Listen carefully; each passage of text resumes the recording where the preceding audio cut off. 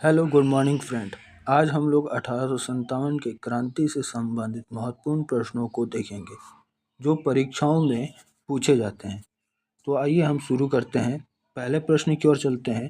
पहला प्रश्न क्या बोलता है, 1857 के विद्रोह के दौरान अंग्रेजों की मदद करने वाला सबसे प्रमुख राज्य कौन था? तो इसका सही जवाब क्या हो जाएगा? ऑप्शन डी, उपयुक्त सभी।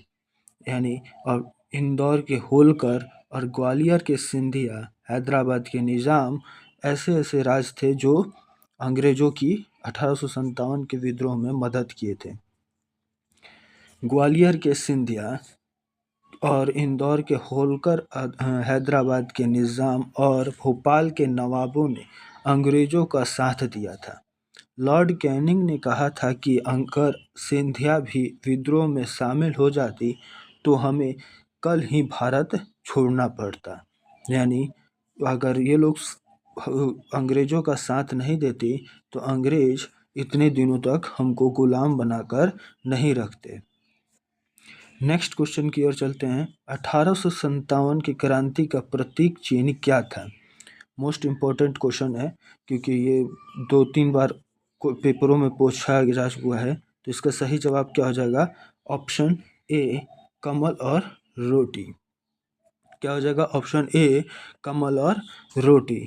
ये विद्रोह के संदेश को गुप्त रूप से फैलाने के लिए कमल का फूल छावनियों में, यानी जो कैंटोनमेंट होते थे उसमें कमल का फूल होता था और चपाती गांवों में प्रयोग किया जाता था। नेक्स्ट क्वेश्चन की तरफ चलेंगे। फैजाबाद में विद्रोह का नेतृत्व किसने किया जिन्हें अंग्रेजों ने पकड़ने के लिए 50,000 रुपये का इनाम रखा था? फिर से क्वेश्चन दोहराऊंगा। फैजाबाद में विद्रोह का नेतृत्व किसने किया है था जिन्हें अंग्रेजों ने पकड़ने के लिए 50,000 रुपये का इनाम रखा था? तो उसका सही जवाब क्या हो जाएगा? ऑप्शन बी, मौलवी अहमदुल्ला शाह। क्या हो जाएगा? ऑप्शन बी, मौलवी अहमदुल्ला शाह। मौलवी अहमदुल्ला शाह अंग्रेज के कट्टर दुश्मन थे। इन्होंने अंग्रेजों के खिलाफ जिहाद का नारा दिया था। किस चीज़ का नारा दिया था? जिहाद का नारा दिया था। और उनकी वीरता से परेशान होकर अंग्रेजों ने इन पर भारी इनाम रखा था। अंग्रेजों ने कहा था जो इनको पकड़ के लाएगा उसे मैं 50,000 रुपये दूंगा इनाम के तौर पे। यहाँ पे लिखा हुआ है 50,000 रुपये इनाम के तौर पर देंगे। नेक्स्ट क्वेश्चन की तरफ चलते हैं। महारानी विक्टोरिया की घोषणा 1 नवंबर 1858 को कहाँ पढ़कर सुनाया गया था? तो इसका सही जवाब क्या हो जाएगा? ऑप्शन सी, इलाहाबाद में। Option C, Allahabad. Lord Canning ने इलाहाबाद के मिंटो पार्क में आयोजित एक दरबार में महारानी विक्टोरिया की घोषणा पत्र पढ़ा था, जिसके बाद भारत का शासन सीधे ब्रिटिश क्राउन के अधीन हो गया। 1857 के क्रांति के बाद अंग्रेज जीत जाते हैं, फिर उसके बाद पूरा भारत का शासन सीधा क्राउन के हाथ में चला जाता है। नेक्स्ट क्वेश्चन की तरफ चलते हैं। 1857 की क्रांति विद्रोह के दमन के बाद भारतीय सेना के पुनर्गठन के लिए कौन सा आयोग बना था? तो इसका सही जवाब क्या हो जाएगा? ऑप्शन बी, पील आयोग। ऑप्शन बी, पील आयोग। तो ऑप्शन बी, पील आयोग की सिफारिश पर सेना में यूरोपीय सैनिकों की संख्या बढ़ाई गई और तोपखाने को पूरी तरह अंग्रेज के नियंत्रण में रखा गया ताकि भविष्य में ऐसा विद्रोह ना हो कि ऐसा विद्रोह 1857 की क्रांति की तरह ना हो। नेक्स्ट की क्वेश्चन की तरफ चलते हैं। The India war of independence 1857 पुस्तक के लेखक कौन हैं? तो इसका सही जवाब क्या हो जाएगा? Option C, V D Savarkar. क्या हो जाएगा? Option C, VD Savarkar. Vinayak Damodar Savarkar ने सबसे पहले इस विद्रोह को भारत का प्रथम स्वतंत्रता संग्राम कहा था। क्या कहा था वीडी सावरकर ने? भारत का प्रथम स्वतंत्रता संग्राम है 1857 की क्रांति। बेगम हजरत महल का विद्रोह का नेतृत्व कहाँ से कर रही थी? तो ये सब जानते हैं, ऑप्शन सी लखनऊ से। अवध लखनऊ पहले उस समय अवध नाम था। अवध में बेगम हजरत महल ने अपने अल्पवयस्क पुत्र बिरजिस कादिर को नवाब घोषित किया और अंग्रेजों के खिलाफ युद्ध किया। अपने बेटे को ही नवाब घोषित करने के बाद अंग्रेजों के खिलाफ युद्ध शुरू कर दिया उन्होंने। नेक्स्ट क्वेश्चन की तरफ चलते हैं। 1857 के विद्रोह में किस वर्ग ने भाग नहीं लिया था? तो इसका सही जवाब क्या हो जाएगा? ऑप्शन बी साहूकार और शिक्षित मध्य वर्ग। उस समय 1857 के विद्रोह में ये साहूकार और शिक्षित मध्य वर्ग नहीं भाग लिए थे, क्योंकि भारत का पढ़ा लिखा मध्य वर्ग और अमीर साहूकार इस विद्रोह के तटस्थ यानी न्यूट्रल रहे। यहाँ उन्होंने अंग्रेजों का साथ दिया। यह विद्रोह की असफलता का एक बड़ा कारण था, क्योंकि वो लोग इसलिए साथ दे रहे थे अंग्रेजों का, क्योंकि उनका फायदा था। साहूकार जमींदार ये सब देखते थे, अंग्रेज उनको पैसा देते थे, आराम था उनके लिए, और इसीलिए उन लोग का साथ नहीं दिया उस समय। नाना साहब का कमांडर इन चीफ सेनापति कौन था? तो इसका सही जवाब क्या हो जाएगा? Option C Tantia Tope. क्या हो जाएगा? ऑप्शन सी तांते टोपे हो जाएगा। तांते टोपे, जिनका असली नाम रामचंद्र पांडुरंगा था, नाना साहब के सबसे विश्वास पात्र सेनापति थे। इन्होंने ग्वालियर के पतन के बाद भी अंग्रेजों के खिलाफ छापामार युद्ध जारी रखा था। नेक्स्ट क्वेश्चन की ओर। मंगल पांडे को फांसी कब दी गई? तो इसका सही जवाब क्या हो जाएगा? ऑप्शन ए 8 अप्रैल 1857 में। मंगल पांडे को फांसी कब दी गई? 8 अप्रैल 1857 को। 29 मार्च को विद्रोह करने के अपराध में मंगल पांडे पर मुकदमा चलाया गया और 8 अप्रैल 1857 को बैरकपुर में फांसी दे दी गई। कहाँ दी उनको फांसी? बैरकपुर में। मैंने कुछ पॉइंट जुटाए हैं, इकट्ठा किया है, जो ये दिखाता है शहर और वहाँ पे जो ब्रिटिश लोग युद्ध में थे उनको लिखा मैंने। दिल्ली से कौन ब्रिटिश लड़ रहा था? दिल्ली में जॉन निकलसन है और हडसन। लखनऊ और कानपुर में कौन ब्रिटिश लड़ रहा था? कैलिन और कैपबेल। झांसी से कौन ब्रिटिश था? होम रोज। और इलाहाबाद बनारस से कर्नल नील। ठीक है, ये याद कर लीजिएगा आप लोग। Next question. 1857 के विद्रोह के समय भारत का गवर्नर जनरल कौन था?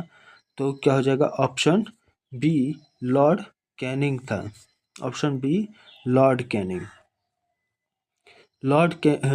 1857 के विद्रोह के दौरान लॉर्ड कैनिंग भारत के गवर्नर जनरल थे।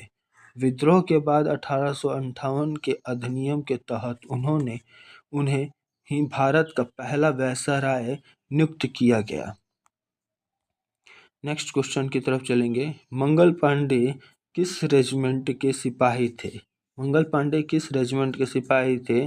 तो ऑप्शन बी 34वीं नेटिव इन्फेंट्री, यानी 34वीं नेटिव इन्फेंट्री थी।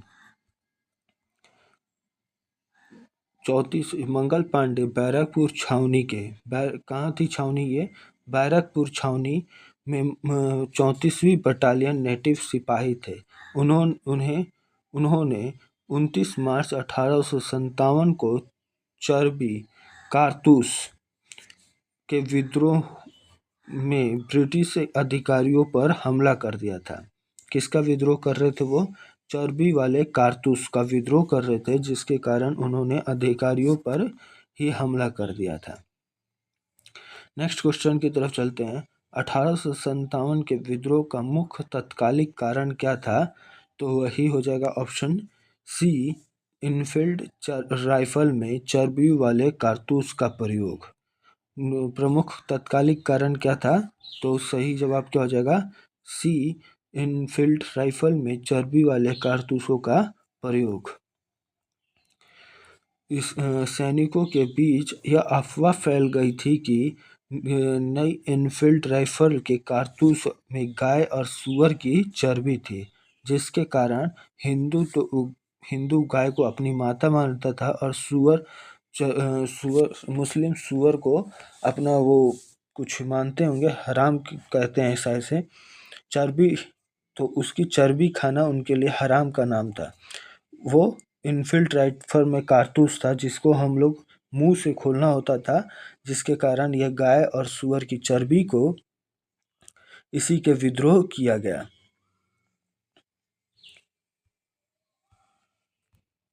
इस्तेमाल करने के लिए दांत से काटना पड़ता था, जिसे हिंदू और मुस्लिम धर्मों के सैनिक भावनाओं आहत हो गई थी। ठीक है, नेक्स्ट क्वेश्चन की तरफ चलते हैं हम लोग। बिहार में 1857 की क्रांति का नेतृत्व किसने किया था? 1857 की क्रांति का नेतृत्व किसने किया था? ऑप्शन सी, कुंवर सिंह ने। ऑप्शन सी क्या हो जाएगा? कुंवर सिंह। जगदीशपुर, बिहार के जगदीशपुर के 80 वर्षीय जमींदार कुंवर सिंह ने विद्रोह का नेतृत्व किया। उन्हें बिहार का शेर भी कहा जाता था। कुंवर सिंह को क्या कहा जाता था? बिहार का शेर कहा जाता था। उन्होंने अपनी मृत्यु तक अंग्रेजों के खिलाफ छापामार युद्ध जारी रखा। नेक्स्ट क्वेश्चन, 1857 की क्रांति कब शुरू हुई?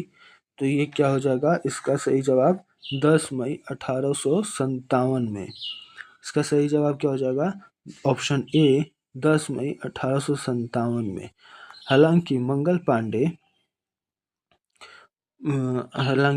पांडे की घटना मार्च में हुई थी, लेकिन विद्रोह का संगठित और औपचारिक शुरुआत 10 मई 1857 में मेरठ छावनी से हुई थी।